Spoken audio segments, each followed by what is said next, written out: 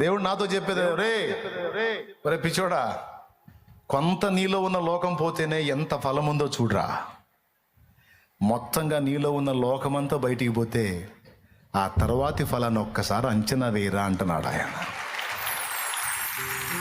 కొంత నీలో ఉన్నది బయటికి పోతేనే ఇంత కార్యం జరిగితే, రే మొత్తంగా నీలో ఉన్నదంతా ఖాళీ అయిపోయి నేను కూర్చుంటే ఇంక పూర్తిగా ఎట్టుంటుందో ఊహించరా. ఎందుకురా కృంగిపోతున్నావు, ఎందుకురా భయపడుతున్నావు? నేనేమన్నా సైకోనా, లేకపోతే నేనేమన్నా శాడిస్టునా నిన్ను ఇబ్బంది పెట్టి ఆనందపడటానికి? నువ్వు నా ప్రాణంరా. నాతో అన్న దేవుడు నీతో కూడా అంటున్నాడు, నా కుమారి నువ్వు నా ప్రాణం, నా కుమారుడా నువ్వు నా ప్రాణం. నువ్వు అగచాట్ల పాలై, అవమానాల పాలై, హేళన పాలై, మరణపు అనుభవాలు చూడటం నాకు సంతోషం అనుకున్నావా? నాకు ఆనందం అనుకున్నావా?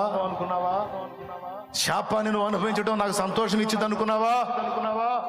నేనేమన్నా సైకోనా, శాడిస్ట్నా? మరి కానప్పుడు ఎందుకు చేసావు నన్ను ఇట్లా? లోకంలోంచి నిన్ను బయటికి తెచ్చాను, కానీ నీలో ఉన్న లోకం అలానే ఉంది. మొలోక గుడారం నీలోనే ఉంది, రొంపాయను దేవత నక్షత్రం నీలోనే ఉంది. ఐగుప్తీయుల దూడ 4 రోజులు మోసే పక్కకి వెళ్ళేటప్పటికి దూడ వచ్చింది చూడు, ఆ దూడ ఉంది నీలో. ఇవి ఉన్నాయని నీకు తెలీదు. నేను మారాగా, నేను వచ్చాగా, నేను ఇప్పుడు బాగుపడ్డాగా, నేను మంచిగా అనుకుంటున్నావు. నువ్వు ఏందైంది? నువ్వు ఏడే ఉన్నాయి సరుకు నీ దగ్గర. వాటిని ఒక్కోదాన్ని తీసేయడానికి ఇవన్నీ నేను వాడుతున్నా.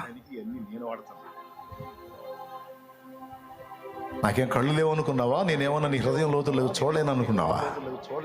అన్ని ఎరిగే.